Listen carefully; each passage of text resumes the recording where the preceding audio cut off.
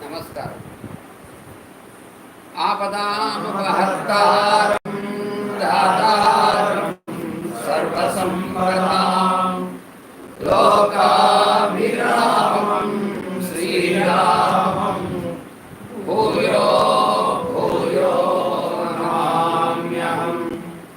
हनुमानञ्जनासूनो वायुपुत्रो महाबलः रामेश्वरः फल्गुणसखः पिण्डाक्षो अमितविक्रमः उदधिक्रमणश्चैव सीताशोकविनाशकः लक्ष्मणप्राणदाता दशग्रीवस्य दर्पः द्वादशैकानि नामानि कवीन्द्रः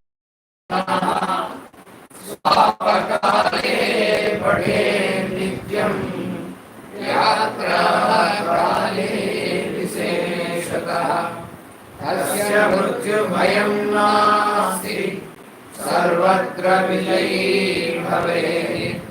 तस्य मृत्युभयं नास्ति सर्वत्र विजयी भवेत्। तस्य मृत्युभयं नास्ति सर्वत्र विजयी भवेत्। श्रीराघवं दशरथात्मजमप्रमेयं सीतापतिं रघुकुलान्वयरत्नदीपम् आर्यानुबाहुमरविन्ददलायताक्षं रामं निशाचरविनाशकरं नमामि। रामाय रामभद्राय रामचन्द्राय वेधसे रघुनाथाय नाथाय सीताय पतये नमः।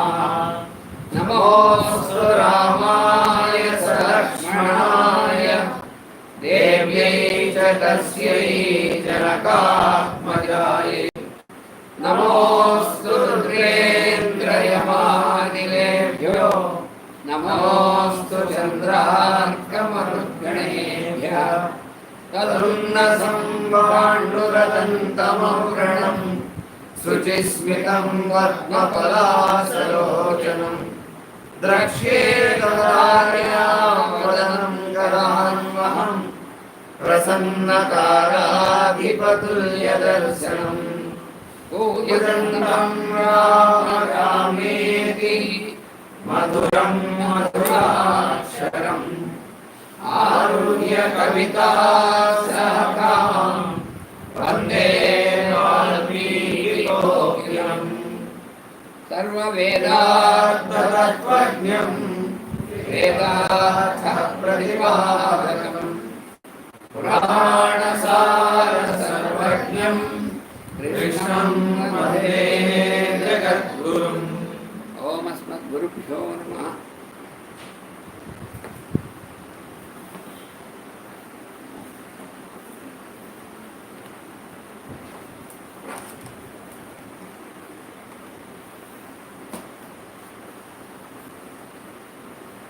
సముద్రుడు తన యొక్క జనంలో లోపలగా ఉన్నటువంటి మైనాకుడుని ఆజ్ఞాపించాడు. మన ఇక్ష్వాకు వంశంలో జన్మించినటువంటి శ్రీరామచంద్రుడి యొక్క కార్యక్రమాన్ని దానికోసం నిమిత్తమై వెళ్తున్నటువంటి హనుమంతుడికి నువ్వు ఆతిథ్యం ఇవ్వాల్సింది 100 యోజనాలు అతను ప్రయాణం చేయాలి కదా. అందుకని నువ్వు జలంలోంచి పైకి వచ్చి నీ యొక్క శిఖరం మీద అతను కొంచెంసేపు విశ్రమించేట్టుగాను దాని ఉన్నటువంటి ఫలాలు మొదలైనటువంటి స్వీకరించి అప్పుడు మళ్ళీ ప్రయాణం కొనసాగిస్తే అతనికి శ్రమ లేకుండా ఉంటుంది, ఇలా చేయవలసింది అని చెప్పి సముద్రుడు అంటే సముద్రం యొక్క అధిదేవత అయినటువంటి ఆయన ఆజ్ఞాపించాడు. ఆజ్ఞాపిస్తే అప్పుడు ఈ మైనాకుడు అనేటువంటి పర్వతం అన్నమాట. ఆయన సముద్రం పైకి ఆ జలాన్ని, సాగర జలాన్ని భేదించి, భీత్వా అంటే దానిలోంచి పైకి చొచ్చుకుని వచ్చి పైకి పైన నిలిచాడనమాట. చాలా ఎత్తైనటువంటి శిఖరాలు కలిగినటువంటి పర్వతం ఈ మైనాకుడు అనేటువంటి ఆయన. ఆ మైనాకుడు చుట్టూ కూడా ఈ జలం ఉంది, మధ్యలో ఆయన పైకి వచ్చాడు. వచ్చి ఆ సాగరుడు చెప్పినటువంటి విధంగా తన శిఖరాన్ని పైకి బాగా తీసుకొచ్చి కనిపించేట్టు చేశాడు. ఆ శిఖరాలతో మైనాకుడు చాలా అద్భుతంగా ప్రకాశమానంగా ఉన్నాడు అన్నమాట శిఖరాలతో. ఎందుకంటే అవన్నీ ధాతువులతో ప్రకాశిస్తుంటే శిఖరాలన్నీ కూడా అంత ప్రకాశమానంగా ఉన్నాడు. తస్య జాంబూనదై శృంగై పర్వతస్య సముత్థితై ఆకాశం శస్త్రసంకాశం అభవత్ కాంచన ప్రభం.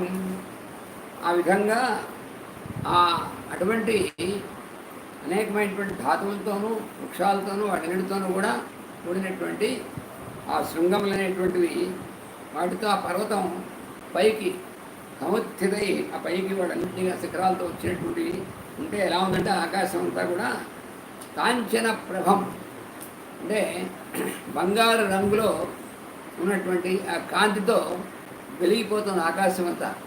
అంటే ఈ మైనాక పర్వతం యొక్క శృంగాలన్నీ కూడా దాని యొక్క కాంతి ఆకాశంలో ప్రసరించి దానివల్ల ఆకాశం అంతా వెలుగుతుంది. ఎలా ఉంది ఇప్పుడు అంటే ఆకాశం శస్త్రసంకాశం అభవత్, ఆకాశం అంతా కూడా శస్త్రము వలె వెలుగుతోంది. అలాగా అది ఆకాశం బాగా స్వచ్ఛంగా నీలాకాశంతో ఉంది. ఈ శిఖరాల యొక్క ప్రకాశంతో అన్ని వైపులా ఆకాశం చాలా అద్భుతమైనటువంటి విధంగా శృంగై రాజమానైర్మహాప్రభై ఆదిత్య శతసంకాశ సో అభవద్గిరిసత్తమ. ఆ శృంగములన్నీ కూడా భ్రాజమానై మహాప్రభై జాతరూపమై, జాతరూపుడు అంటే అగ్ని, ఆ అగ్నిలాగా ఉన్నటువంటి విధంగాను మహా తేజస్సుతోనూ ఆ శృంగాలన్నీ కూడా వెలుగుతున్నాయి. బాగా భాసమానంగా ఉన్నాయన్నమాట శృంగాలు అంటే శిఖరాలు. ఆ మైనాకుడి యొక్క శిఖరాలు అలా ఉన్నాయి. ఉంటే అప్పుడు ఆ గిరిసత్తమ అంటే గిరిశ్రేష్ఠుడైనటువంటి మైనాకుడు ఎలాగా కనిపిస్తున్నాడంటే, ఎలా అయినాడంటే ఆదిత్య శతసంకాశాహ, 100 మంది ఆదిత్యులు అనేటువంటి వాళ్ళు యొక్క వెలుగు ఎలా ఉంటుందో ఆ సమానమైనటువంటి వెలుగుతో అన్ని వైపులకి వ్యాపిస్తున్నటువంటి వెలుగుతో ఆయన అంత బాగా వెలిగిపోతున్నాడు. దేదీప్యమానంగా ఉన్నాడు ఆ మైనాక పర్వతం. అంటే ఇక్కడ ఏమిటంటే ఆదిత్య శతసంకాశ అని ఎందుకన్నాడు అంటే సూర్యుని యొక్క వంశం ఇక్ష్వాకు వంశం, ఆ రాముడు ఉదయించినటువంటిది ఆ వంశంలో. అందుకని రాముడు కూడా అది సూర్యుడికి కారణమైనటువంటి వాడు. ఎక్కడి నుంచి అయితే సూర్యచంద్రులు వీళ్ళందరూ పుట్టారో సృష్టి మూలమైనటువంటి మూల విరాట్ కదా ఆయన యొక్క ప్రకాశమే సూర్యగౌడాలకి, సూర్య కుటుంబానికి, సూర్యులందరికీ కూడా వచ్చేటువంటిది అక్కడి నుంచి వస్తుంది. మళ్ళీ ఆ వంశంలో ఆయన అవతరించాడు రాముడు. ఆ వంశంలో అవతరించినటువంటి రాముడి యొక్క పని అనేటువంటి దానికోసం వెళుతున్నటువంటి హనుమంతుడికి ఆతిథ్యం ఇవ్వడం కోసం ఈ మైనాకుడు ఆ మంచి పని, ఈయన కూడా చేసేటువంటిది మంచి పని. అటువంటి మహానుభావుడు అయినటువంటి వాడికి ఆ ఆతిథ్యం ఇవ్వడం అనేటువంటిది చాలా మంచి హృదయం అనమాట, సత్సంకల్పం అనమాట. అందువల్ల ఈయన కూడా ఏం చేశాడు, ఈయన కూడా పైకి వచ్చేప్పటికీ 100 సూర్యుల యొక్క వెలుగు ఎలా ఉంటుందో అలా వెలిగిపోతున్నాడు. అంటే ఏమిటంటే మంచి సంకల్పం హృదయంలో కలగడం, తర్వాత అటువంటి సత్పురుషుడికి అలా చేద్దామని ఆ రాముడి యొక్క పనిలో ఈయన కూడా పాల్గొన్నట్టు. మరి రాముడికి సహాయం చేసినటువంటి వాడికి సహాయం చేస్తుంటే ఏమవుతుంది, ఈయన కూడా రాముడు సహాయం చేసినటువంటి వాడు అవుతాడు. అందుకని సూర్యవంశంలో ఉదయించినటువంటి రాముడికి సహాయం చేసేటువంటి సంకల్పంతో పైకి వచ్చినటువంటి ఈయన యొక్క శృంగాలు ఉన్నాయి. ఆ వాటితో ఈ మైనాక పర్వతుడు ఈయన కూడా ఆదిత్య శతసంకాశ 100 ఆదిత్యులతో 100 మంది సూర్యుడిలాగా వెళ్ళిపోతున్నట్టు ఆ వెలుగు ఈయనకు కూడా వచ్చిందనమాట. అంటే మనం ఎప్పుడైనా సరే ఏదైనా మంచి పని, లోకహితార్థమైనటువంటి పని ఎవరైనా చేస్తుంటే ఆ పని చేస్తున్నటువంటి వాళ్ళ కోసం, వాళ్ళతో కలిసి పనిచేస్తున్నటువంటి వాళ్ళు ఉంటే వాళ్ళకు మనం కొంచెం మన చేతనైనటువంటి సహాయం చేసినప్పటికి కూడా మన యొక్క తేజస్సు కూడా పెరుగుతుందన్నమాట. అది ఇందులో ఉన్నటువంటిది. అందుకని అందులో అంత మంచి అద్భుతమైనటువంటి మనకి నావలు చెప్తున్నాడు అనమాట. సముత్థితం అసంగేన హనుమాన్ అగ్రత స్థితం మధ్యే లవణతో యస్య విఘ్నోయమితి నిశ్చిత. అలా హనుమంతుడు ఆకాశంలో ఆయన గమనం చేస్తున్నాడు, వెళ్తున్నాడు. ఇంతట్లోకి ఉన్నట్టుండి ఈ పైకి ఇంత పెద్ద పర్వతం అంతకుముందు పైన కింద అడ్డంగా కనబట్టలేదు, కానీ ఇంతట్లాగా ఉన్నటువంటి నీళ్లలోంచి ఇంత పెద్ద పర్వతం, అంత పెద్ద శిఖరాలతో పాటు పైకి సముత్థిత పైకి లేచిందనమాట. లేస్తే ఇక్కడ ఒక తమాషా అయినటువంటి పదం కూడా వేశాడు వాల్మీకి. ఆ చిన్న పదంలా ఉంటుంది. సముత్థితం అసంగేన, అసంగం అనేటువంటి దాంతో పైకి లేచేవాడు పైన అక్కడ ఉన్నాడు. అసంగేన సముత్థిత ఏమిటి? అది ఏమిటి ఈ మాటకి అర్థం? అసంగం అంటే సంగం లేకపోవడం. సంగం లేకుండా పైకి వచ్చాడు అంటే అర్థం ఏంటంటే ఏదైనా సరే తన సొంతము, తన కోసం అనేటువంటిది ఎక్కడా లేనటువంటిది అనమాట. ఏ రకమైనటువంటి ఎక్స్పెక్టేషన్ అనేటువంటిది వేరే ఏం లేదు. ఒక సత్కర్మాచరణ దీనికోసం అది దేని యందు సంఘం అనేటువంటిది లేకుండా తన కీర్తి ప్రతిష్టలు వస్తాయని కానీ వేరే ఏ కారణం కానీ ఏం లేకుండా కేవలం ఆ హనుమంతుడికి మనం కూడా సహాయం మనం చేతైనటువంటి విధంగా చేయాలి అని చెప్పి అటువంటి భావంతో చేశాడు కదా. అలా సముత్థిత అంటే ఎప్పుడైతే అసంగం అనేటువంటి స్థితి మనకు ఉంటుందో అప్పుడు ఎంత ఎత్తైనా మనం లేవగలం అనేటువంటిది కూడా అక్కడ ఉంది. మైనాకుడు లేచినటువంటిది అలా లేచాడు అనమాట. అటువంటి వాడిని అగ్రత స్థితం ఎదురుకుండా నిలిచేట్టు వీడు చూస్తే హనుమంతుడు చూశాడు. మధ్యే లవణతో యస్య, ఆ లవణ సముద్రం ఉంది, దాని మధ్యలో ఉన్నట్టుండి లేచాడని చూసుకుని సముద్రుడు మధ్యలో లేస్తే హనుమంతుడు చూసి విఘ్నోయమితి నిశ్చిత, వీడెవడో అడ్డం నుంచి చూడడానికి పైకి వచ్చాడురా అని కొంచెం అనుకున్నట్టు హనుమంతుడు, ఎవడు వీడు అడ్డగిస్తున్నాడు అని. సతం ఉచ్ఛ్రితం అత్యర్థం మహావేగో మహాకపి పురసా పాతయామాస జీమూతమివ మారుత.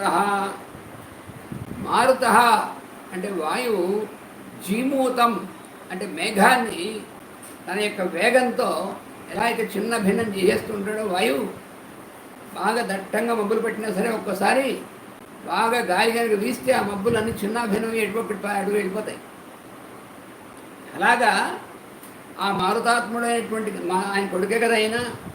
అందుకని ఈయన ఏం చేశాడు, ఆ పైకి లేస్తున్నటువంటి శిఖరాలు ఏవైతే ఉన్నాయో వాటిని ఒక్కసారి తన యొక్క మహావేగంతో ఆ పైన మైనాక పర్వతం యొక్క శిఖరాల నాటిని తన యొక్క ఉరం, తన ఛాతితో ఒక్కసారి ఇలా ఒకసారి తగిలించాడు అనమాట. ఆ వేగంతో తగిలిస్తే ఆ శిఖరాలు ఒకసారి అలా కంపించిపోయి కొన్ని శిఖరాలు పడిపోయాయి అన్నమాట. అందుకని ఇక్కడ ఏమిటి, హనుమంతుడు తన యొక్క లక్ష్యముతో, తన యొక్క వేగంతో, తన యొక్క సత్వం, మహాసత్వ అన్నాడు కదా, దాంతో మహావేగం అనేటువంటి దాంతో వెళ్ళినటువంటి వాడు ఏమాత్రం భయపడ్డు.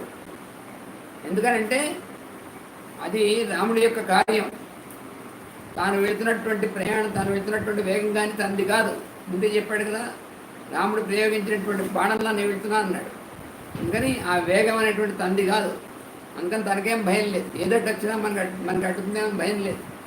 అలా అందువల్ల తన ఉరస్సుతో, తన ఛాతితో ఒక్కసారి ఆ శృంగాన్ని తాకాడు. ఉరసా పాతయామాస, పాతయామాస అంటే పడగొట్టాడు. ఎత్తుగా ఉన్నటువంటి శృంగాలు అడ్డంగా ఉంటే అలా పడిపోయాయి ఆ శృంగాలు, పర్వతం యొక్క శిఖరాలు. అలా పడిపోతే మైనాకుడు నేను ఇంత ఆతిథ్యం ఇస్తా అనుకుంటే విడిదుంపదేగా వీడు నన్ను కొడతాడా ఇలాగ అనుకోలేదు మైనాకుడు అని. ఎందుకంటే ఈయన కూడా చాలా మహాత్ముడు మైనాకుడు. మామూలుగా మనకి ఎలా ఉంటుంది, మనం ఏమిటి ఇంతగా మనం వాడికి సన్మానం చేద్దాం, సత్కరిద్దాం, ఆతిథ్యం ఇద్దాం అని మనం సిద్ధం చేసుకుంటే వాడు మన ఎదురు కొట్టి పైగా మన శిఖరాన్ని పడగొట్టేట్రా అని చెప్పేసి వాడి మీద కోపం రాదు మరి మామూలుగాను. కానీ మైనావిడికి ఏం రాలేదు. సతదా ఆసారితస్తేన కపిన పర్వతోత్తమ బుద్ధ్యాదస్య హరేర్వేగం జహర్షచిననాదచ. మైనాకుడు ఏం చేశాడో తెలిసిన తదా ఆ విధంగా ఆసాదితస్తేన కపిన ఆ వానరుడి చేత ఆసాదిత కొట్టబడినటువంటి వాడై ఆ పర్వతోత్తమ పర్వతశ్రేష్ఠుడు బుద్ధ్యా తస్య వేగేన జహర్ష ఆయన యొక్క వేగానికి ఆ వేగానికి ఏం చేశాడంటే తన యొక్క బుద్ధితో సంతోషించాడు, చాలా ఆనందపడ్డాడు. అబ్బా ఎంత బాగా ఎంత మంచి వేగంతో వెళ్తున్నాడు, ఎంత నిష్ట ఉంది దీనికి అని చెప్పేసి జహర్ష ఆనందం పడి ననాద ఆయన మంచి నాదం చేశాడట. ననాద అంటే శబ్దం చేశాడు.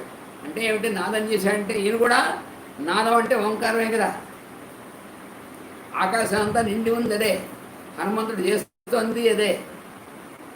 ఈయన కూడా ఆయన యొక్క నాదంతో శుద్ధి కలిపాడు అనమాట. అది ఇక్కడ తమాషా.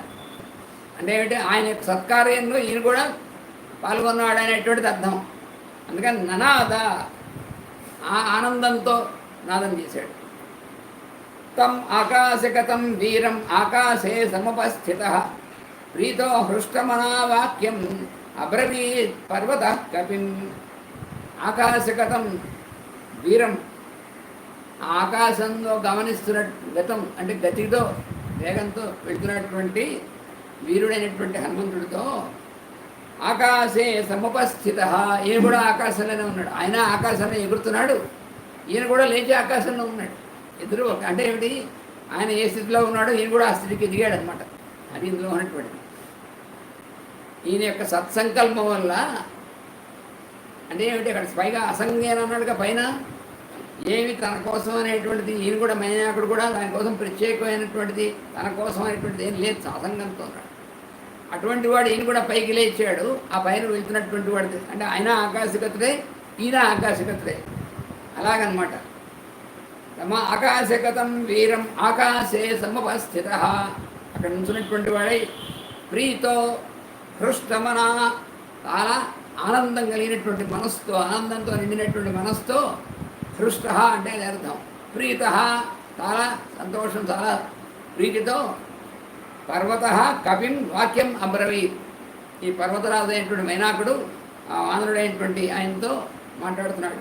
ఎలా మాట్లాడతాడండి అంటే మానుషం ధారయన్ రూపం ఆత్మన శిఖరే స్థిత.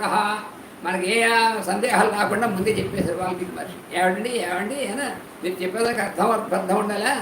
ఆయనేమో పైన వెళ్తున్నాడు ఆ కపి, ఈయనేమో పర్వతమా, ఈ పర్వతం ఆయనతో మాట్లాడతాడా ఏమిటి నాన్ సెన్స్ అనకుండా ఇలాంటి వాళ్ళు ఉంటారనే వాల్మీకి మహర్షి తర్వాత దాని వాక్యంలో చెప్పేశాడు. ఏమని మానుషం రూపం ధారయన్. మైనాకుడు వాళ్ళందరూ కూడా కామరూపం ధరించగలిగినటువంటి వాళ్ళు, కానీ మనుష్య రూపం ధరించాడు. పోనీ మనుష్య రూపం ధరించాడండి, ధరించి ఆకాశంలో మనుషులు ఎలా ఉంచుంటాడు, ఆకాశంలో ఉంచోలేదు. ఆత్మన శిఖరే స్థిత తన యొక్క శిఖరం మీద ఉంచున్నాడు. ఆయనకి ఏం పోయింది, తానే పర్వతం కదా, అందుకని తాను ఆ మనుషు రూపం ధరించి తన శిఖరం మీద ఉంచున్నాడు. లోపల ఇంకో అర్థం కూడా ఉందండి. ఆత్మన శిఖరే స్థిత ఆత్మ అనేటువంటి శిఖరం మీద ఉంచున్నాడు. ఆయన ఆత్మస్వరూపుడు ఆ స్థితిలో ఉన్నాడు, యోగ స్థితిలో. ఈయన కూడా ఆత్మశిఖరం మీద ఉంచున్నాడు. ఆయన ఈ స్థితిలో ఉన్నాడు, ఈయన స్థితిలో నుంచి మాట్లాడుతున్నాడు. ఆయన ఏ ప్లేన్లో ఉన్నాడో ఈయన ప్లేన్లో నుంచి మాట్లాడుతున్నాడు అని అర్థం. అది వాల్మీకి వేసేటువంటి చిన్న మాటలు ఉంటాయి, దాని లోపల అట్లా ఉంటుందన్నమాట. అంటే మామూలు చదువుకుంటూ వెళ్ళిపోతే కథ అలాగే ఉంటుంది. నుంచున్నా అని చెప్పేసి ఎలా ఉన్నాడు ఈయన, మనుష్య రూపం ధరించాడు. మనుష్య రూపం ధరించి సరిపోయిందా, ధారయన్ రూపం మానుషం అయిన తర్వాత ఆత్మన శిఖరే స్థిత. శిఖరం అంటే పైన ఉన్నటువంటి భాగం, తన యొక్క శిఖరం అయినటువంటి భాగం మీద ఉంచున్నాడు. ఆత్మశిఖరం అంటే ఆత్మ అనేటువంటిది మనలో శిఖరాయమానం అయినటువంటి, మనలో అన్నిటికంటే హయ్యెస్ట్ ఉన్నటువంటిది ఏమిటి, ఆత్మే కదా. అందుకని హయ్యెస్ట్ ప్లేన్లో నుంచున్నాడు అనమాట ఈయన కూడా. అందుకని ఆయనతో కాంటాక్ట్ అనేటువంటిది సులువు అవుతుంది. అది ఎలా మాట్లాడతాడు, దుష్కరం కృతవాన్ కర్మత్వమిదం వానరోత్తమ. దుష్కరమైనటువంటి పని చేస్తున్నావయ్యా ఓ వానరశ్రేష్ఠుడా, నువ్వు ఇప్పుడు చేస్తున్నటువంటి పని ఉందే దుష్కరం, ఎవరు చేయగలిగేటువంటిది కాదు, ఎవరికి సాధ్యమైనటువంటి పని కాదు నువ్వు చేస్తున్నటువంటిది. నిపత్య మమ శృంగేషు సుఖం విశ్రమ్య గమ్యతాం. అందువల్ల నువ్వు నా నా యొక్క శిఖరాలపైన మమ శృంగేషు నా శిఖరాలపైన నిపత్య కిందకి దిగి సుఖం విశ్రమ్య కాసేపు సుఖంగా విశ్రాంతి తీసుకుని గమ్యతాం వెళ్ళవలసింది అన్నాడు. ఎందుకని రాఘవస్య కులే జాతైరుదధి పరివర్ధిత సత్వాం రామహితే యుక్తం ప్రత్యర్చయాత సాగర. సముద్రుడున్నాడే, ఈ సముద్రుడు ఆయన ఆయన యొక్క ఈ సముద్రుడు యొక్క ఆ జలం అవన్నీ కూడా ఎలా వృద్ధి చెందాయంటే ఆ రాముడు ఏ కులంలో ఏ వంశంలో, కులం అంటే వంశం అని అర్థం గుర్తుపెట్టుకోండి ఎప్పుడు కూడా. అంటే మధ్య మధ్యలో గుర్తు చేస్తూ ఉండాలి, మనకు అలవాటు అయిపోయినటువంటివన్నీ ఇవన్నీ అలవాటు ఉంటాయి. కులం అంటే క్యాస్ట్ అని కాదు, కులం అంటే వంశం. రాఘవస్య కులే అంటే ఏమిటి? రఘుమహారాజు యొక్క వంశంలో జన్మించినటువంటి రాముడున్నాడే, ఆయన ఆ కులంలో అంటే ఆ వంశంలో, ఆ వంశం చేత పరివర్ధిత. ఈ సముద్రం అనేటువంటిది ఎలా తయారై వృద్ధి పొందడానికి ఆ వంశంలో పూర్వీకులైనటువంటి వాళ్ళు ఉన్నారే, ఆ సగరపుత్రుల వల్ల అలా వృద్ధి పొందాడు. అందువల్ల సహా ఆ సముద్రుడు త్వాం రామహితే యుక్తం, నువ్వు రాముడికి హితమైనటువంటి పైన చేయడంలో నువ్వు పూర్తిగా నిమగ్నుడు అయి ఉన్నావు. అందుకని ప్రత్యయర్చ్యత, నిన్ను అర్చించాడు, నీ యందు పూజ్యభావం వహించాడు. నిన్ను అర్చించడం కోసం సముద్రుడు నాకు ఈ ఆజ్ఞనిచ్చాడయ్యా. కృతేజ ప్రతికర్తవ్యం ఏషు ధర్మ సనాతన. తనకి ఎప్పుడో, అది ఎప్పుడు సంగతి? ఆ సగరులు అయినటువంటి పుత్రులైనటువంటి వాడు సాగరాన్ని ఏర్పాటు చేసినటువంటిది చాలా కొన్ని వేల సంవత్సరాల ముందు. అప్పుడెప్పుడో చేసినటువంటి తన కోసం చేసినటువంటి సహాయానికి, తను వృద్ధి చెందేట్టుగా చేసినటువంటి దానికి మనకు ఎవరైనా చేస్తే ఎప్పుడో చేశాడంటే ఎప్పుడో సంగతి అనుకోలేదు. దానికి ప్రత్యుపకారం ఎప్పుడు చేద్దామని చెప్పి ఎప్పుడు వీలుంటే అప్పుడు చేద్దామని సిద్ధంగా ఉన్నాడన్నమాట సాగరుడు, సముద్రుడు కూడా. వాళ్ళందరూ అందుకనే అంత మహానుభావులు వాళ్ళందరూ, మర్చిపోలేదు. వాళ్ళందరూ కూడా కృతజ్ఞులు వాళ్ళందరూ. అందుకని అటువంటి వాడికి ప్రత్యుపకారం చేయడం అనేటువంటిది ఏమిటి? ఏడు ధర్మ సనాతన. ఈ సనాతన ధర్మం అంటే ఇది అర్థం. సనాతన ధర్మం ఏమిటి? సనాతన ధర్మం అంటే, సనాతన ధర్మం అనేటువంటిది ఏమిటంటే మన ఆచరణలో, మన ఇంప్లిమెంటేషన్. మనకి ఎప్పుడైనా సరే ఎవడైనా సరే చిన్న ఉపకారం చేసినా దాన్ని మర్చిపోకుండా మనం గుర్తుపెట్టుకొని ఎప్పుడు వీలైతే అప్పుడు వారికి మనం ఏం చేయగలం అనేటువంటిది చేసేటువంటి ప్రయత్నం, ఎంత వీలున్నా సరే అలా చేయడం అనేటువంటిది ఇది సనాతన ధర్మానికి సంబంధించినటువంటి. అంతేగాని మనం ఇంకోటి చేసిన దాన్ని మాత్రం గుర్తుపెట్టుకోకూడదు. అది కూడా సనాతన ధర్మం గుర్తుపెట్టుకుంటే కాదు. మనం ఇంకోళ్ళకి ఎంత పెద్ద పని చేసి పెట్టినా అప్పుడే మర్చిపోవాలి మనం చేసామని. ఎందుకంటే అహంకారం మనం పట్టుకుంటుంది మనం చేసామనంటే. కానీ ఇంకోళ్ళు మనకి చేసినటువంటి చిన్నదైనా సరే గుర్తుపెట్టుకోవాలి. కానీ మనం రివర్స్లో ఉంటే కష్టం. ఇంకోటి మనకి ఎంత చక్కగా చేసినా దాన్ని అప్పుడే మర్చిపోయి మనం ఏదో కొంచెం వాడికి ఏం చేసినా ఇంత చేసామని గుర్తుందనుకో వాడి కింద అధపతనానికి వెళ్ళిపోతాడు. సనాతన ధర్మానికి ఆపోజిట్ సైడ్ ఉంటాడు అనమాట. అందుకని సనాతన ధర్మం అనేటువంటిది మనం గుర్తుపెట్టుకొని దాన్ని ఆచరణలో పెట్టాలి ఇప్పుడు కూడా. అందుకని సాగరుడు ఇలా చేశాడంటే సనాతన ధర్మం కదా ఆయన. అందుకని అటు ప్రత్యుపకారం చేయడం కోసం ఉన్నాడు మా స్నేహితుడైనటువంటి సముద్రం సాగరుడు. సోయం తత్ప్రతికారార్థం త్వత్త సమ్మానమర్హతి. అందువల్ల నీకు ఆ పని మీద నువ్వు వెళ్తున్నావు కాబట్టి నీకు ఉపకార సన్మానం చేయడం కోసం ఆయన సిద్ధంగా ఉన్నాడు. త్వన్నిమిత్తం అనేనాహం బహుమానాత్ ప్రచోదిత. అందుకని ఆ నిమిత్తం అంటే ఆ పని కోసం నీకు మంచి చక్కగా సన్మానం అంటే అర్థం ఏంటంటే సెలవు కప్పడం అర్థం కాదు. మనకి అర్థాలు వచ్చేస్తుంటాయి. ఒక దుశ్శాలు కప్పేశారు సన్మానం చేశారంటూ ఉంటారు. సన్మానం అంటే అది కాదు అర్థం. అందుకని త్వన్నిమిత్తం ఏన అహం బహుమానాత్ ప్రచోదిత. నేను చాలా ఆయన చేత బాగా ఎక్కువగా ప్రచోదింపబడ్డాను. ఎవరి చేత? సముద్రుడి చేత ఆయన నన్ను ప్రచోదనం చేశాడు.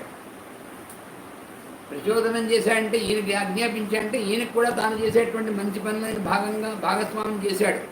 అంటే ఈయనకి మైనాకుడికి ఇప్పుడు సముద్రుడు ఏమయ్యాడు, ఆయన కూడా గురుస్థానం వహించాడు. అదేంటండి ప్రతివాడు మన అలా ప్రతివాడు అని అర్థం కాదు. మన బుద్ధిని సరైనటువంటి విధంగా ప్రచోదనం చేసేటువంటిది ఎక్కడి నుంచి వచ్చినా ఆ ప్రచోదనం మన గురువు దగ్గర నుంచి వచ్చినట్టే. అందుకని సముద్రుడు త్వన్నిమిత్తం నీ కోసం అనేనా అంటే ఈ సముద్రుడి చేత అహం నేను బహుమానాత్ మంచి మానవతో అంటే గౌరవంతో కూడా అర్థం. ప్రచోదిత ఏమని ఎందుకని యోజనానాం శతం చాపి కపిరేష ఖమాప్లుత అంటే సముద్రుడు నాకు చెప్పాడు అని చెప్తున్నాడు అనమాట. ఏం చెప్పాడు సముద్రుడు ఏంతో? యోజనానాం శతం చాపి కపిరేషస్తమాప్లుత ఈ వానరశ్రేష్ఠుడైనటువంటి ఆయన 100 యోజనాలు వెళ్ళడం కోసం అనేటువంటి దానికోసం బయలుదేరటయ్యా. తవ సానుషు విశ్రాంత శేషం ప్రక్రమతామితి అందుకని నీ శృంగాల మీద నీ శిఖరాల మీద ఆయన కాసేపు విశ్రాంతి తీసుకొని ఇస్తే అప్పుడు మళ్ళీ ఆయన ప్రయాణం కొనసాగిస్తాడు. తిష్టత్వం అందువలన తిష్టత్వం హరిశార్దూల మై విశ్రమ్య గమ్యతాం అందువలన ఓ వానరశ్రేష్ఠుడా త్వం నీవు నా యొక్క శిఖరాల మీద మై నా యందు విశ్రమించి గమ్యతాం కొంతసేపు విశ్రాంతి తీసుకుని నువ్వు వెళ్ళవలసింది. తదిదం గంధవత్ స్వాదు కందమూల ఫలం బహు ఊరికే కూడా కాదు, నా శిఖరాల మీద ఏముంటాయి మంచి చక్కటి రుచిగా ఉన్నటువంటి కందమూలాలు చాలా ఉంటాయి.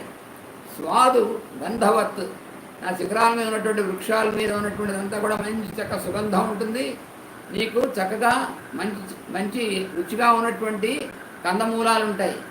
అవి నువ్వు హాయిగా కాసేపు విశ్రాంతి తీసుకుంటే సుగంధాన్ని పీల్చుకోవచ్చు, ఆ కందమూలాలు అన్ని ఆకలి తీర్చుకోవచ్చు. అలాగా తద్ ఆస్వాద్య హరిశ్రేష్ఠ విశ్రాంతో అథ గమిష్యసి ఓ వానరశ్రేష్ఠుడా తద్ ఆస్వాద్య అంటే దాన్ని ఆస్వాదించి ఏమిటి ఆస్వాదించి ఒకటి గంధం ఆ ఉన్నటువంటి పైన సుగంధం పూలేక గంధం ఆ ఉన్నటువంటి ఉంటుందే దాన్ని ఆస్వాదించి అది ఘ్రాణేంద్రియంతో అంటే దాని యొక్క సువాసనని. రెండోది ఆ కందమూలాల యొక్క మంచి రుచిగా ఉన్నాయి ఆ రుచిని ఆస్వాదించి అలాగా అలా చేస్తూ విశ్రాంతి తీసుకుని గమిష్యసి వెళ్దుగా నువ్వు. అస్మాకమపి సంబంధ కవిముఖ్యత్వయా అస్తివై ఏమయ్యో నీతో మాకు కూడా సంబంధం ఉందో అంటే ఈ సంబంధం ఎలాగో ఉంది. సముద్రుడికేమో వాళ్ళ వంశంలో వాడు ఉపకారం చేశారు కాబట్టి ఆయన ఉపకారం చేద్దాం అనుకున్నాడు. సముద్రుడు నాకు ఉపకారం చేశాడు, ఎన్నాళ్ళు ఆయన నాకు ఉండడానికి ఆశ్రయం ఇచ్చాడు. ఆ సముద్రుడికి ఉపకారం చేయడం కోసం నాకు ఈ పని చెప్పండి నేను చేస్తున్నాను. అంతేకాదు నీతో మాకు సంబంధం ఉందో అంటున్నాడు. ఏమిటా సంబంధం? అస్మాకమపి సంబంధ కవిముఖ్యత్వయా అస్తివై ప్రఖ్యాత స్త్రీషు లోకేషు మహాగుణ పరిగ్రహ ఏమిటంటే నువ్వు నీ గుణాలతో నువ్వు చాలా 3 లోకాల్లో కూడా చాలా విఖ్యాతి అయినటువంటి వాడు, చాలా ఖ్యాతి పొందినటువంటి వాడు.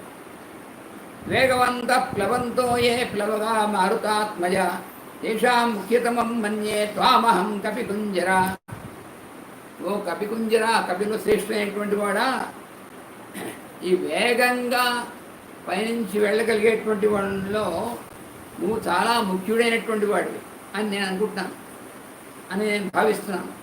వేగవంత ప్లవంతో ఏ వేగంగా ఎవరైతే పైన ఎగురుతూ ఉంటారో ఓ మరుదాత్మజ నువ్వు తేషాం ముఖ్యతమం మన్యే త్వాం అహం నేను నిన్ను అటువంటి వాళ్ళు నువ్వు చాలా ప్రధానుడైనటువంటి వాడిని భావిస్తున్నాను నేను. అతిథి కిల పూజార్హ ప్రాకృతో వివిజానత ధర్మం జిజ్ఞాసమానేన కిం పునర్యాదృశో భవాన్ మామూలుగా కూడా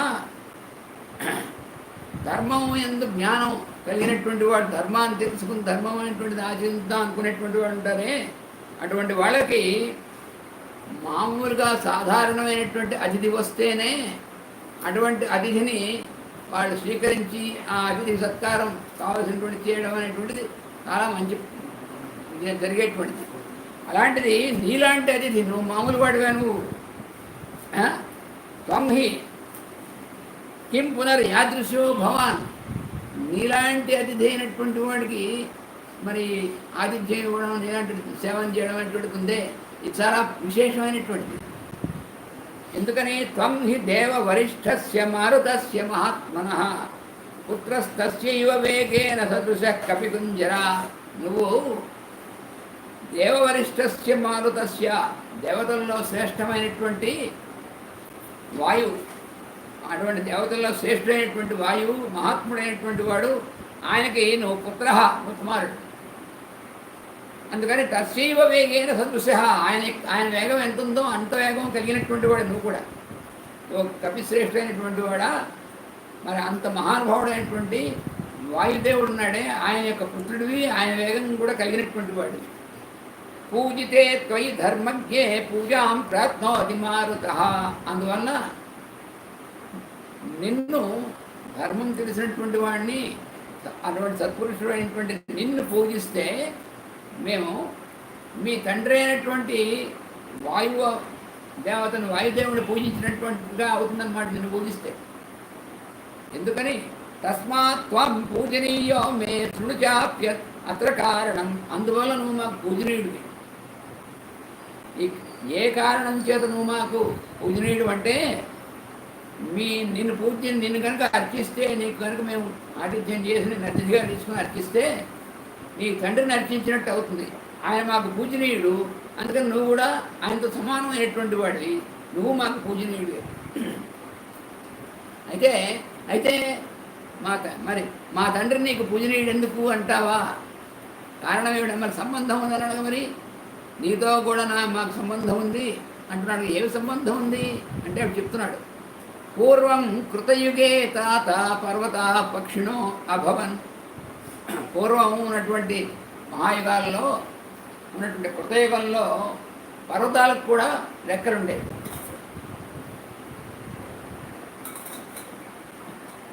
పర్వతాలు లెక్కలు ఏమి ఉండవు ఏమిటండి, అన్సైంటిఫిక్ అని కోపడతారు సైంటిస్టులు. ఈ పురాణాల్లో అన్ని పక్షి పురాణాలు అందుకనే అర్థలేనని చెప్తారనేటువంటిది వీటిలో పురాణ ఇతిహాసాలు. అంటే పాపం వాళ్ళకి ఇప్పుడు మనం ఏ కాలంలో ఉన్నామో, ముందున్నటువంటి యుగాలు ఏమిటి, వాటి యొక్క స్కేల్స్ ఏమిటి, వీళ్ళకి తెలిసింది రా స్కేల్సే కానీ ఆ స్కేల్స్ తెలియవు పాపం. అందుకని వాళ్ళకి అంతు పట్టని దానికి పాపం వాళ్ళు అంతా నాన్ సెన్స్ అనుకుంటుంటారు. వాళ్ళకి పాపం సెన్స్ లేక. ఏమిటంటే పూర్వయుగాల్లో ఉన్నటువంటి కృతయుగంలో పర్వతాలకి పక్షములు అంటే రెక్కలుంటాయి. సైంటిఫిక్గా ఎలా అవుతుందంటే, మూడు చవటాయి మన భూమికి ఫిజికల్ ప్లేన్ రాకముందున్నటువంటి ఫిజికల్ ప్లేన్ కంటే ముందు భూమి వేరే ప్లేన్లో ఉంది. ఇవన్నీ ఎలా తెలుస్తాయంటే వేదిక్ సైన్స్, వేదాల పురాణాలు ఉన్నటువంటి సైన్స్ చదువుకొని తెలుస్తాయి. కానీ మేము చాలా సైంటిస్టులము, మేము పొడి చేసాము అనుకున్నటువంటి వాడికి ఏమీ తెలియదు.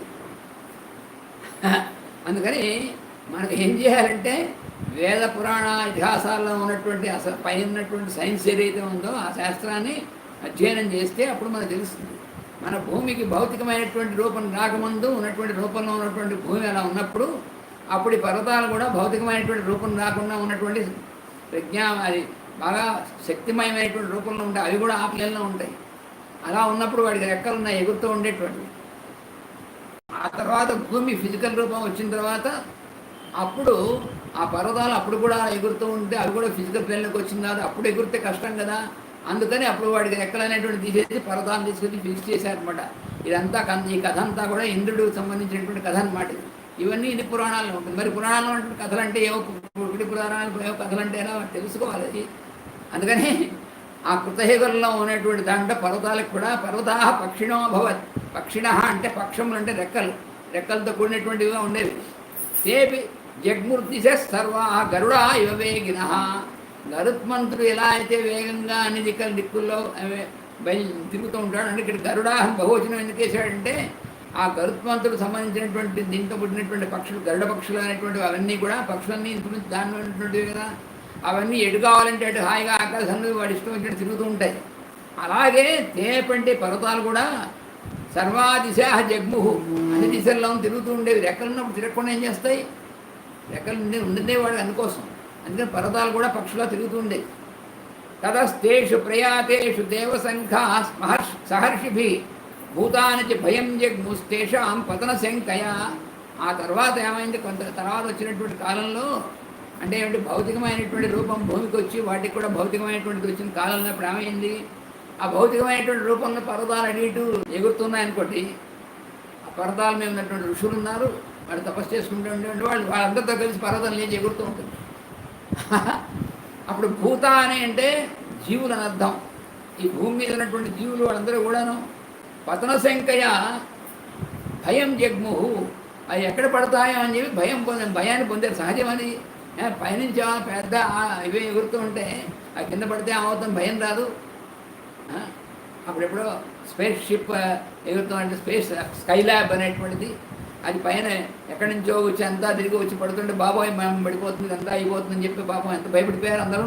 అలా మరి భయపడరు, సహజమే కదా అని. అలాంటి పర్వతాలన్నీ ఎగురుతుంటే పోతున్నాయని మనమే పడితే ఏమవుతుంది అని భయపడరు, అలా భయపడ్డారు అందరూ కూడా. పతన సంఖ్య పడతాయేమో. తత క్రుద్ధ సహస్రాక్ష పర్వతానాం శతక్రతు. అప్పుడు శతక్రతు అంటే 100 యజ్ఞాలు చేసినటువంటి వాడు అంటే ఇంద్రుడు అనమాట. ఏమిటంటే ఈ రోజుల్లో 100 యజ్ఞాలు మేము చేస్తున్నాం, అలా కాదు, ఇది సృష్టికి సంబంధించినటువంటి యజ్ఞం. అంతేగాని మామూలుగా మనం చేసేటువంటిది యజ్ఞమే మంచి పని చేస్తే. కానీ సృష్టికి సంబంధించినటువంటి యజ్ఞాలని అలా ఆచరించేటువంటి వాడు, 100 చేసినటువంటి వాడు, వాడికి ఇంద్రత్వం వస్తుందన్నమాట. ఇంద్రుడు అంటే అర్థం ఒక పర్సన్ అన్న అర్థం కాదు, ఒక పర్సనాలిటీ కాదు. ఈ తర్వాత మనం చెప్పుకుందాం, ఆ సైన్స్లో టైం కూడా చాలు, అంత పెద్ద సైన్స్. అందుకని ఏం చేశాడంటే శతక్రతు సహస్రాక్ష, శతక్రతు అన్న ఇంద్రుడే, సహస్రాక్ష అన్నా కూడా ఇంద్రుడే. సహస్రాక్ష అంటే 1000 కళ్ళు ఉన్నవి, 2 కళ్ళు ఉంటేనే మనకి ఇలా ఉంది, 1000 కళ్ళు. సహస్రాక్ష అంటే అక్షము అంటే కన్నని ఒక అర్థం, అక్షము అంటే కిరణం అనేటువంటిది ఒక అర్థం. అక్షం అనేటువంటి వాటికి చాలా అర్థాలు ఉన్నాయి. అందుకని నేను సహస్రాక్షుడు అనేటువంటి వాడు. ఆయనకి ఆయనది క్రుద్ధ, కోపం వచ్చింది, ఒకటి వీడి తప్పలేక వీడి రెక్కలు ఉన్నాయి కదా అని చెప్పి అలా ఎగిరేసి కిందవాడిని భయపెట్టేస్తున్నారు వీళ్ళు, పైనుంచి ఎగిరేసి అని చెప్పి ఆయన ఏం చేశాడంటే పక్షాం చిచ్ఛేద వజ్రేణ, ఆయన యొక్క వజ్రాతో వాటి యొక్క రెక్కల్ని ఛేదించాడు. తత శతసహస్రశ, ఎన్ని ఉన్నాయి పర్వతాలు, 100 వేలలో ఉన్నాయి, వాటన్నింటినీ కూడా రెక్కలన్నీ చిక్కేసాడు ఆయన. స మాం ఉపగత క్రుద్ధో వజ్రముద్యమ్య దేవరాట్. ఒకసారి ఈ మైనాకుడు కూడా అలా ఎగురుతున్నాడు ఆకాశంలో, ఎగురుతుంటే ఇంద్రుడు చూశాడు. వీడి సంగతి కూడా, వీడికి కూడా పక్షాలు చేయించాలని చెప్పి నా వెంటబడ్డాడు వజ్రంతో. అప్పుడు నేను భయపడిపోయాను. తతోహం సహసా క్షిప్త శ్వసనేన మహాత్మన. అప్పుడు సహస అంటే ఉన్నట్టుండి, క్షిప్త దాచివేయబడ్డాను. ఎవరి చేత? శ్వసనేన అంటే వాయువు చేత. నీ తండ్రి అయినటువంటి వాయుదేవుడు నన్ను జాగ్రత్తగా దాచిపెట్టాడు, ఇంద్రుడు నుంచి భార్యను తప్పించి నన్ను దాచిపెట్టాడు. అస్మిన్ లవణతో ఏ చ ప్రక్షిప్త ప్లవగోత్తమ. నన్ను తీసుకెళ్ళి ఏం చేశాడంటే ఈ సముద్రంలో ఈ లవణ సముద్రంలో తీసుకొచ్చి దీంట్లో దాచిపెట్టాడు. ఎక్కడ దాచిపెడితే ఎలా అవుతుంది, అందుకని సముద్రంలోకి వచ్చి దాచిపెట్టాడు. గుప్తపక్ష సమగ్రశ్చ తవ పిత్రాభిరక్షిత. అప్పటి నుంచి కూడా నీ తండ్రి చేత రక్షింపబడిన వాడినై నా రెక్కలు అనేటువంటి వాడిని జాగ్రత్తగా చేసి వాటితో సహా నేను రెక్కలు ఛేదింపబడకుండా నేను ఈ సముద్రంలో దాచిపెట్టబడ్డాను. అప్పుడు సముద్రంలో ఉన్నటువంటి ఈయనకి ఓ పని అప్పచెప్పారు. ఆ పని ఏమిటి, భూమి యొక్క నాభి అనేటువంటి దాంట్లో ఉండి అక్కడ ఉన్నటువంటి పాతాళం అనేటువంటి కిందన భూమికి నాభికి దిగువ ఉన్నటువంటిది, అలాగే మనలో కూడా చెప్పామన్నా ఈ పాతాళం అనేటువంటి దాంట్లో ఉన్నటువంటి కింద ఉన్నటువంటి జీవులు పైకి రాకుండా జాగ్రత్తగా అక్కడ ఈ మైనాకుడు అడ్డం ఉండి కాపలా కాస్తూ ఉంటాడు అనమాట, రక్షిస్తూ ఉంటాడు. అది ఏం చేసేటువంటి పని అని అప్పచెప్పారనమాట. గుప్తపక్ష సమగ్రశ్చ తవ పిత్రా అభిరక్షిత. నీ తండ్రి నన్ను రక్షించాడయా ఆ విధంగాను. తతోహం మానయామి త్వాం మాన్యో అసి మమ మారుతే. అందువల్ల ఆ వాయు యొక్క కుమారుడు నువ్వు కదా, మరుత్ యొక్క కుమారుడైనటువంటి మారుతివి నువ్వు. ఆ కారణం చేత నువ్వు కూడా నాకు పూజనీయుడు అని చెప్పి అందుకు నేను భావన చేస్తున్నాను. లేకపోతే నీకు నాకు సంబంధం ఏమిటయా అంటే, నీకు నాకు సంబంధం ఉందంటే ఏ సంబంధం ఉందయా అంటే ఇది సంబంధం. నీ తండ్రి నన్ను రక్షించాడు ఆయన దయతో, అందుకని ఆయన కుమారుడు నువ్వు, అందుకని నీ యందు నాకు పూజభావం అనేటువంటిది అందువల్ల. త్వయా మమైషు సంబంధ, నీతో నాకున్నటువంటి సంబంధం ఇదయా. కపిముఖ్య మహాగుణ, నువ్వు చాలా అద్భుతమైనటువంటి గుణాలు సద్గుణాలు కలిగినటువంటి వాడివి, వానర శ్రేష్ఠులైనటువంటి వాడివి, నీతో నాకున్నటువంటి సంబంధం ఇది. అస్మిన్నేవం గతే కార్యే సాగరస్య మమైవ చ ప్రీతిం ప్రీతమనా కర్తుం త్వం అర్హసి మహామతే. అందువలన ఓ మతిమంతుడా, మహాబుద్ధిమంతుడైనటువంటి వాడా, అస్మిన్ ఏవం గతే కార్యే, అందువలన దీనికి సంబంధించినటువంటి ఇటువంటి మంచి కార్యం కోసం, సాగరస్య సముద్రుడికి సంబంధించినటువంటి వాళ్ళకి సంబంధించినటువంటి కార్యం నువ్వు మంచి పని వెళ్తున్నావు కదా, అందువలన ఆయనకి నాకు కూడా మా ఇద్దరికి కూడా ప్రీతమన మనస్సులో చాలా ప్రీతి నువ్వు చేస్తున్నటువంటి పని. అందువలన కర్తం త్వమర్హసి, నీకు ఇష్టమైనటువంటి పని చేయడం కోసం మేము సిద్ధంగా ఉన్నాం. శ్రమం మోక్షయ పూజాం చ గృహాణ హరిసత్తమా. ఓ కపిశ్రేష్ఠుడా, నువ్వు నీకు కొంచెం శ్రమ, కొంచెం పరిశ్రమ, అంటే కొంచెం అంత మరి అప్పటికే కొంత ఇంచుమించు సగం పైన వచ్చాడు కదా, మరి అందువలన నీకు కొంచెం శ్రమ కలిగి ఉంటుంది కదా, మరి అందుకని శ్రమం మోక్షయ, ఆ శ్రమం పోవడం కోసం నువ్వు పూజాం గృహాణ, మా పూజని నువ్వు స్వీకరించవలసింది. ప్రీతిని చెమ్మమా, మాకు ఇష్టమైనటువంటి పని. ప్రీతోస్మితవ దర్శనాత్, నీ యొక్క దర్శనం వల్ల నాకు చాలా ఆనందం కలిగిందయ్యా, చాలా ప్రీతి కలిగింది అని హనుమంతుడితో మైనాకుడు అన్నాడు. అంటే ఇప్పుడు హనుమంతుడు ఏవ ముక్త కపిశ్రేష్ఠ తం నగోత్తమం బ్రవీత్, ఈ విధంగా మైనాకుడు చెప్పినటువంటిది విన్నాడు. ఆ పర్వత శ్రేష్ఠుడైనటువంటి మైనాకుడు చెప్పినటువంటిది కపిశ్రేష్ఠుడైనటువంటి హనుమంతుడు విన్నాడు. ఆయన కూడా ప్రసన్నుడయ్యాడు. అరే పొరపాటు ముందు పడ్డాం మనం, ఏదో విగ్రహం అనుకున్నాం, కానీ వాడు కూడా మహాత్ముడు మనకి సహాయం చేయడం కోసం ఇలా పైకి వచ్చాడని తెలుసుకుని చాలా ఆనందపడ్డాడు. పడి అప్పుడు అంటున్నాడు, ప్రీతోస్మి కృతమాతిథ్యం మన్యురేషోపనీయతాం. అందుకని ఓ పర్వతశ్రేష్ఠుడా, నేను చాలా సంప్రీతుడయ్యాను. కృతం ఆతిథ్యం, నువ్వు మాకు ఆతిథ్యం అనేటువంటిది నువ్వు చేసినట్టే లెక్క. ఎందుకంటే నువ్వేమన్నావు, చాలా సంప్రీతుడయ్యాను అన్నావా, నేను చేస్తున్న పనికి నువ్వు చాలా ఆనందపడ్డావా, నువ్వు చాలా ఆనందపడ్డమే నాకు చేసినటువంటి ఆతిథ్యం. అంతకంటే ఏం కావాలి, నువ్వు ఆనందపడితే. నా యందు మన్యు అపనీయతాం, అంటే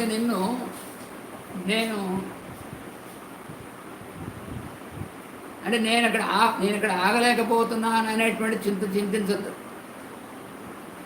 నేను కిందకి దిగి నీ దగ్గర ఆతిథ్యం తీసుకుని విశ్రమించి వెళ్ళమన్నావు, కానీ నువ్వు చెప్పినటువంటి మాట నాకు ఆతిథ్యం ఇచ్చినట్టే.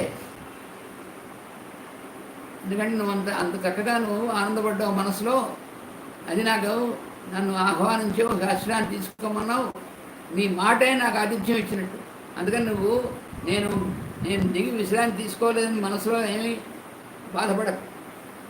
త్వరతే కార్యకాలో మే అహశ్చాపి అతివర్తతే, నేను వెళ్ళవలసినటువంటి సమయం చాలా వేగంగా వెళ్ళాలి. ఎందుకని అహశ్చ అతివర్తతే, పగటి సమయం దాటిపోతుంది. నేను పొద్దున బయలుదేరాడు, రాత్రి సాయంత్రం లోపల వెళ్ళిపోవాలి, లంక చేరిపోవాలి, ఆ టార్గెట్ ఉంది అక్కడ. అందుకని నేను వెళ్ళవలసినటువంటిది త్వరతే కార్యకాల, నేను చేయవలసినటువంటి పనికి ఉన్నటువంటి సమయం ఉందే, అది నేను వేగంగా వెళ్తేనే సమయాన్ని జరగలను, లేకపోతే సమయం చాలదు. ఎందువలన అంటే అహశ్చ, అంటే దినం, రోజు, పగలు, అధివర్తతే దాటిపోతుంది, మధ్యాహ్నం అయిపోతుంది. ప్రతిజ్ఞాత మయా దత్త న స్థాతవ్యం ఇహ అంతరా, మయా ప్రతిజ్ఞాదత్త, నేను సముద్ర లంఘనం చేసి లంక చేరతాను అని చెప్పి నేను ప్రతిజ్ఞ చేసుకున్నాను. అందరితోనూ, పెద్దవాళ్ళైనటువంటి వాళ్ళ అందరితోనూ కూడా ఆ ప్రతిజ్ఞ చేసి బయలుదేరాను. అందుకని స్థాతవ్యం ఇహ అంతరా, ఇహ అంటే ఇక్కడ మధ్యలో, అంతరా అంటే మధ్యలో, నా స్థాతవ్యం, ఇంకెక్కడా కూడా ఆగకూడదు. నేను ఆగితే ఎలా కుదురుతుంది? మధ్యలో కాసేపు ఆగాలంటే ఏమవుతుంది, ఈ వెళ్ళవలసినటువంటి సమయం దాడిపోయిందంటే కుదరదు. చీకటి పడే లోపల నేను లంకలో ఉండాలి. నేను లంకకు చేరుతానని ప్రతిజ్ఞ చేశాను. అందువలన నేను అలా దిగి విశ్రాంతి తీసుకోవడానికి సమయం లేదు. ఇత్యుక్త్వా ఇలా పలికి పాణినా శీలమాలభ్య హరిపుంగవ ఇలా పలికి ఒకసారి తన చేత్తో ఆ మైనాకుడిని ఇలా స్పృశించాట చాలా ప్రేమతో. ఎంత అది కూడా సన్మానమే. ఇప్పుడు మనం ఆయన అడిగట్టుగా దారిలో ఆగలేకపోయాడు. ఎందుకు ఆగలేకపోయాడో చెప్పాడు, వినపం చేసుకుని నువ్వు చాలా నాకు ప్రీతి కలిగించావు, నువ్వు ఆతిథ్యం అసలు నువ్వు మాట్లాడిందే నాకు ఆతిథ్యం ఇచ్చినట్టు అని తను ప్రేమతో స్పృశించాడు. మైనాకుడిని ఒకసారి స్పృశించి ఆగడానికి వీలేదని చెప్పాడు. మరి అందుకని ఇత్యుక్త్వా పాణినా శీలం ఆలభ్య హరిపుంగవ జగామ ఆకాశం ఆవిశ్య వీర్యవాన్ ప్రహసన్నివా. నవ్వుతూ ఉన్నాడు, ప్రసన్నంగా ఉన్నాడు, నవ్వుతూ ఉన్నాడు. మైనాకుడిని చేత్తో ఇలా తాకాడు. చాలా చాలా సంతోషం అయ్యా, నువ్వు అసలు పైకి రావడం, నువ్వు నాకు ఇలా చేస్తా అనడం, నీ మాట ఇవన్నీ కూడా నాకు ఆతిథ్యం ఇచ్చినట్టేను. అందుకని నేను ఆగడానికి వీలైన పరిస్థితిలో ఉంది కాబట్టి ఇదే ఆతిథ్యంగా నేను స్వీకరించినట్టుగా భావించవలసిందే అని మైనాకుడిని ఒకసారి కృషించి మళ్ళీ వేగంతో ఆకాశంలోకి దూసుకెళ్ళిపోయాడంతే. అందుకనే చెప్పాడు ముహూర్త కాలమే ఇదంతా కూడా, అంతకంటే ఎక్కువ ఎదవడానికి వీల్లేదు. స పర్వత సముద్రాభ్యాం బహుమానాద్ అవేక్షిత పూజితశ్చ ఆశీర్భిరభినందిత. ఏం చేశాడు? పర్వత సముద్రాభ్యాం, పర్వతము సముద్రము వాళ్ళిద్దరు కూడా కదా ఇంకా ఆతిథ్యం కలిసి ఇచ్చారు కదా, వాళ్ళిద్దరు కూడా అనుకుని, వాళ్ళ సముద్రుడు పర్వతం ఇద్దరు కూడా వాళ్ళిద్దరు ఒకరితో ఒకళ్ళు అనుకుని కలిసి ఈయనకి ఆతిథ్యం ఇవ్వడం అంటుంది దానికోసం. అందుకని బహుమానాత్ అవేక్షిత, మీ యొక్క నాకు ఆతిథ్యం ఇవ్వడం కోసం మీరెంతో చక్కగా నా ఎందు గౌరవంతో, నా ఎందు ప్రేమతో మీరు చేసినటువంటిది పూజితశ్చ, మీరు మనస్సులో నా ఎందు పూజ్యభావం వహించారు. అందువలన దానితో కూడా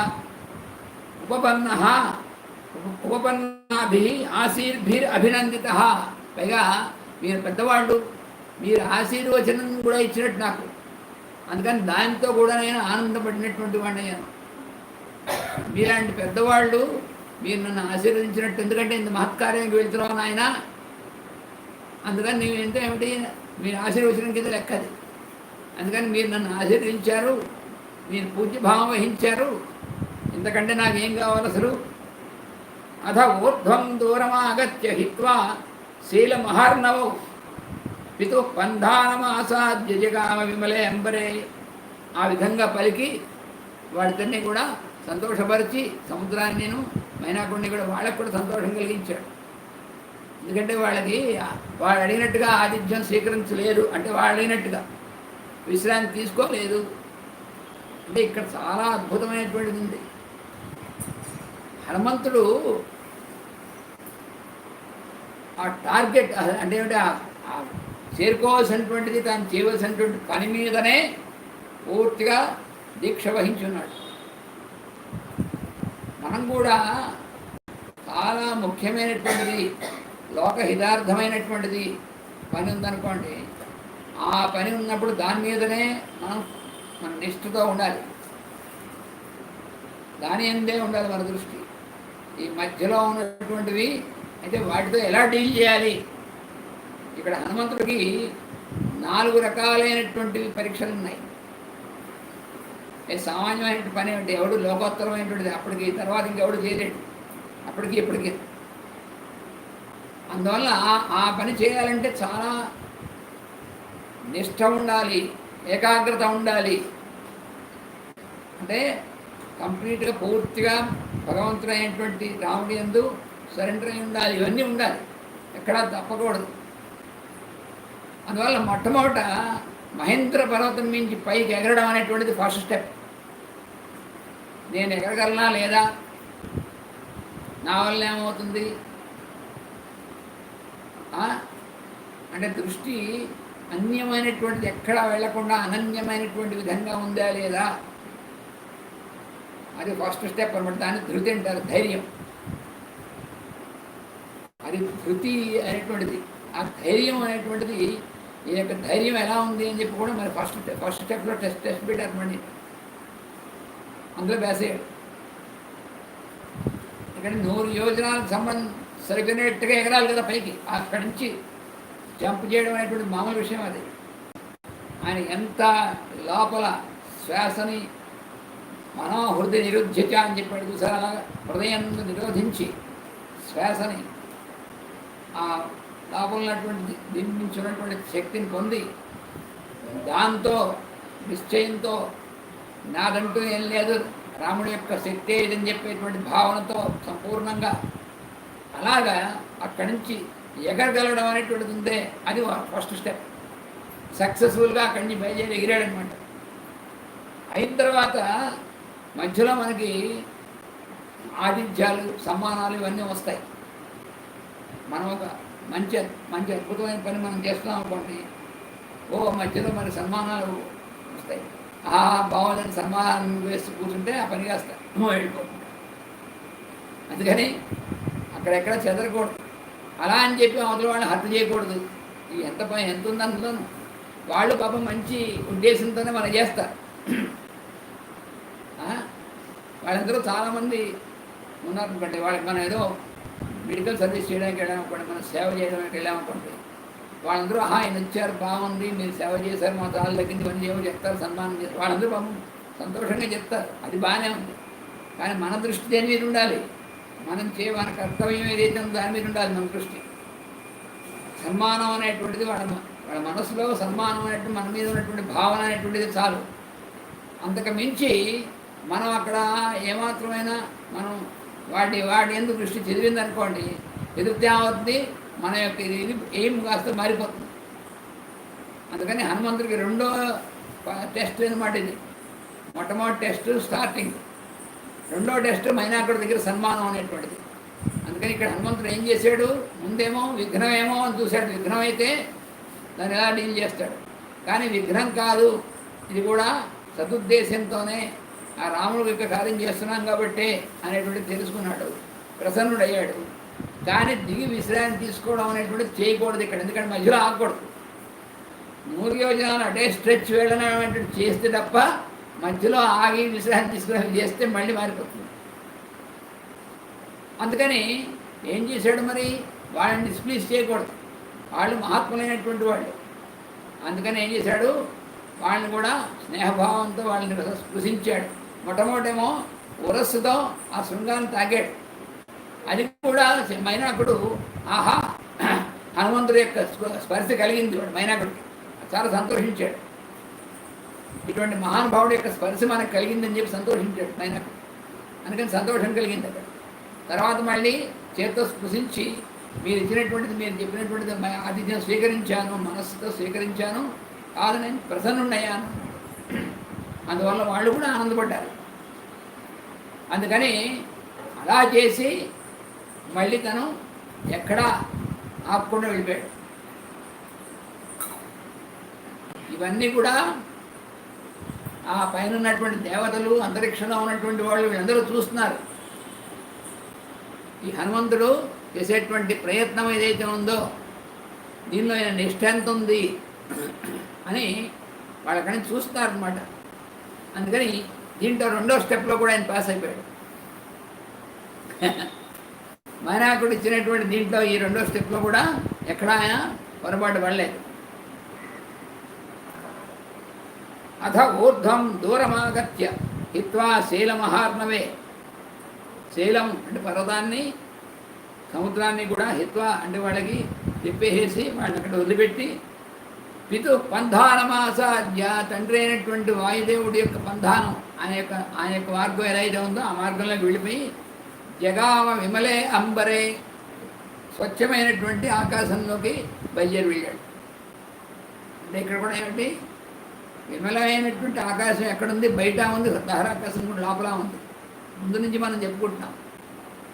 అంటే దహరాకాశం ఈ లోపలటువంటి ఆకాశం కూడా విమలమైనటువంటి విధంగానే ఉంది. ఏ రకమైనటువంటి ప్రలోభాలకి వాటికి కూడా ఎఫెక్ట్ అవ్వకుండా ఉంది.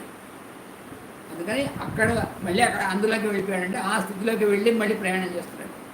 అందులో ఉంటేనే ప్రయాణం సాగుతుంది తప్ప దాని నుంచి కిందకి వచ్చాడా, కిందకి రావడం అంటే అక్కడ శైలం మీకు రావడం అనేటువంటి ఒక అర్థం. కిందకి రావడం అంటే మనం అనుకున్నటువంటి దాని నుంచి మళ్ళీ మన కిందకి మన మామూలు మన భావాల్లోకి వాటికి రావడం, అది అలా కిందకి రాలేదే.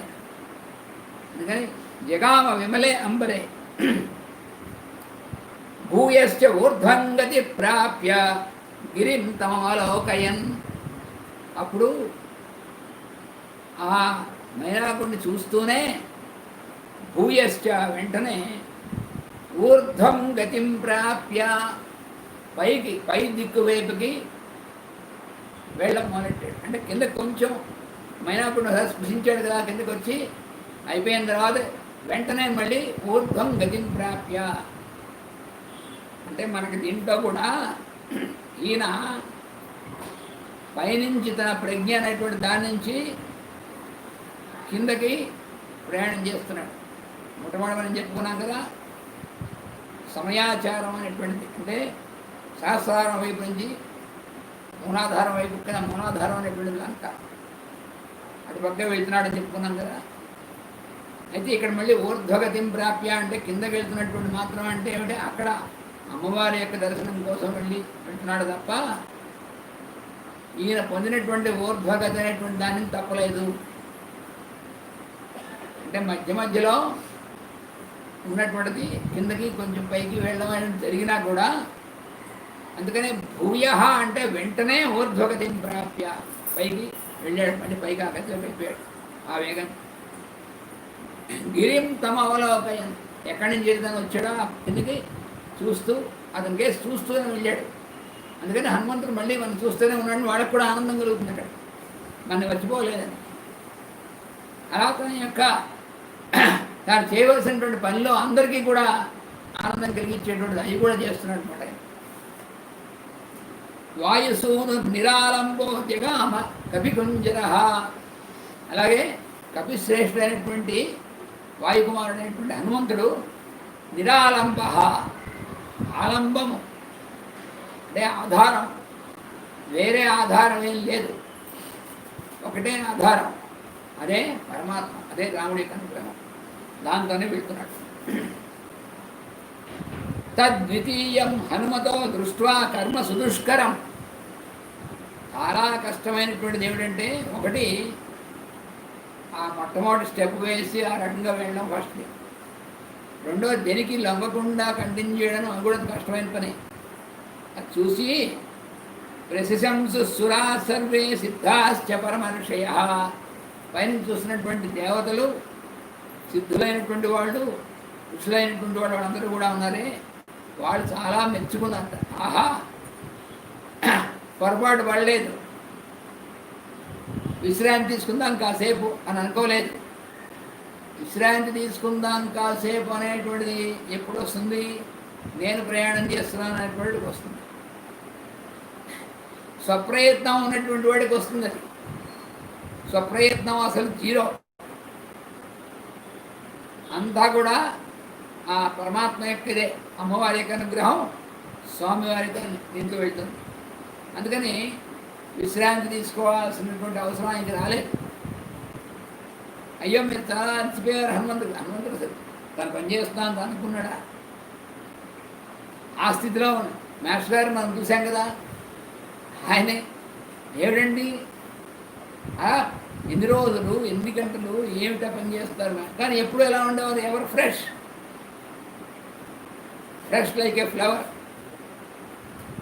మన మామూలు అలాంటి వాళ్ళు అయిపోతాం, కొంతసేపు అబ్బా ఎంత పని చేసాం అని విశ్రాంతి కోసం. ఆయన ఎందుకు అలా ఉన్నారు అంటే అది కారణం. అలాగే హనుమంతుడు ఆ అవసరం లేదు ఆయనకి. అందుకని ఈ దేవతలు వాళ్ళందరూ కూడా మెచ్చుకున్నారు. ప్రశంసు సురా సర్వే సిద్ధాశ్చ పరమర్షయ దేవతాశ్చ అభవన్ హృష్టా తత్రస్థా తస్య కర్మణ. ఆయన చేసినటువంటి పని దాన్ని చూసి తత్రస్థా, అక్కడ ఉన్నటువంటి వాళ్ళు, అంటే ఇక్కడ తమాషా ఏమిటంటే దేవతలు ఎక్కడున్నారు అంటే ఎక్కడో ఆకాశంలో పైన ఉన్నారు. తత్రస్థ అంటే ఎక్కడుంటే అక్కడే ఉన్నారు వాళ్ళు. వాళ్ళు అన్ని చోట్ల అంతర్యామిగా ఉన్నటువంటి వాళ్ళు. అందుకని అక్కడే ఉన్నటువంటి దేవతలందరూ కూడా హృష్టాహ అభవన్. హృష్టాహ అంటే బాగా సంతోషించారు. తప్పకుండా ఈ కార్యం నెరవేర్చగలడు అని దేవతలు అందరూ సంతోషించారు. ఋషులు దేవతలందరూ కూడా సంతోషించారు. కాంచనస్య సునాభస్య సహస్రాక్షశ్చ వాసవ. సహస్రాక్షుడైనటువంటి ఇంద్రుడు, ఆ ఇంద్రుడితో కూడినటువంటి ఈ దేవతలు వీళ్ళందరూ కూడా చాలా సంతోషించారు. వీళ్ళు ఈ సునాభుడు అంటే ఎవరు? మైనాకుడు అన్నమాట. ఈ మైనాక పర్వతం పైగా వాళ్ళు సంతోషించింది హనుమంతుడిని గురించి సంతోషించారు, మైనాకుడిని గురించి కూడా సంతోషించారు. ఇప్పుడు ఇంద్రుడు, అంతకుముందు ఇంద్రుడు మైనాకుడిని రెక్కలు విరగొట్టడం కోసం కదా ముందు వెంటబడ్డాడు. అప్పుడు వాయుదేవుడు ఆయన జాగ్రత్తగా రక్షించి సముద్రంలో పెట్టాడు. ఇప్పుడు ఇంద్రుడు చూస్తున్నాడు, మైనాకుడిని చూసి కూడా సంతోషపడుతున్నాడు ఇంద్రుడు. ఎందుకని? హనుమంతుడికి సేవ చేయడం కోసం మైనాకుడు పైకి వచ్చాడు. నేను పైకి వస్తే మళ్ళీ ఇంద్రుడు చూస్తే నా రెక్కలు విరగొడితే ఏమవుతుందని ఆలోచించలేరు మైనాకుడు. చూసారా? అంటే మన సేఫ్టీ కూడా మనం ఉందా లేదా అని ఆలోచించాడు మైనాకుడు. లేదు, సముద్రుడు చెప్పినటువంటిదే విధంగానే వెంటనే ఇచ్చేసాడనమాట. అందువల్ల ఇంద్రుడు చాలా సంతోషించాడు. మైనాకుడిని కాంచనస్య సునాభస్య, కాంచనం అంటే బంగారం రంగులో వెలిగేటువంటి శిఖరాలు కలిగినటువంటి వాడు సునాభుడు. మంచి గట్టిగా ఉన్నటువంటి నాభంటే మధ్యప్రదేశం, అక్కడే కదా ఆయన ఉన్నటువంటి వాడు. అటువంటి మైనాకుడిని కూడా చూసి ఇంద్రుడు చాలా సంతోషించాడు. రామకార్యానికి మైనాకుడు కూడా సహాయం చేయడం కోసం సిద్ధమయ్యాడు కాబట్టి సంతోషించాడు. ఉవాచ వచనం ధీమాన్ పరితోషాత్ సగద్గదం సునాభం పర్వతశ్రేష్టం స్వయమేవ శచీపతి. అందువల్ల ఇంద్రుడు కూడా చాలా ప్లీజ్ అయ్యాడు. ఎంత ప్లీజ్ అయ్యాడంటే మైనాకుడి మీద అంత సుగద్గదం. మనకి చాలా ఆనందం కలిగితే, ఎవరన్నా మంచి పని చేస్తే వాళ్ళ మీద ఆనందం కలిగితే మన స్వరం గద్గదం అవుతుంది. అంటే దుఃఖం వచ్చినప్పుడు గద్గదం అయ్యేటువంటిది కాదు, ఇక్కడ ఆనందం కలిగినప్పుడు గద్గదం అవుతుంది. అందుకని ఇంద్రుడికి గద్గద స్వరంతో ఆ పర్వతశ్రేష్ఠుడైనటువంటి వాడితో ఇంద్రుడు మాట్లాడుతున్నట్టు. ఇంద్రుడు ఆ మైనాకుడితో ఏం మాట్లాడతాడో మనం రేపు చెప్పుకుంటాం. ఇవాళ మాస్టర్ గారు ఇచ్చినటువంటి లెసన్స్ ఆన్ పతంజలి, యోగా పతంజలి అయినటువంటిది ఆ ఈబుక్ తయారైంది. ఆ ఈబుక్ని మన వెబ్సైట్లోకి అప్లోడ్ చేశారు మన పిల్లలు, మన వాళ్ళు. అందుకని ఈ లెసన్స్ ఆన్ పతంజలి యోగా అనేటువంటి మాస్టర్ గారి యొక్క ఈబుక్ కూడా ఇప్పటి నుంచి మన వెబ్సైట్లో సిద్ధంగా ఉంది. ఎవరు కావాలంటే వాళ్ళ డౌన్లోడ్ చేసుకుని చదువుకోవచ్చు. అంటే మాస్టర్ గారి యొక్క ఈబుక్స్, మాస్టర్ గారి గ్రంథాలు అనేటువంటి వాటిని, ఈబుక్స్ అనేటువంటి వాటిని చాలా వాటిని మనం ఇప్పటికి వాటిని తయారు చేసి అప్లోడ్ చేయడం జరిగింది. ఇప్పుడు ఈబుక్ కూడా అప్లోడ్ చేయడం జరిగింది అనమాట. అది లెసన్స్ ఆన్ పతంజలి యోగా అనేటువంటిది, అది విశేషం.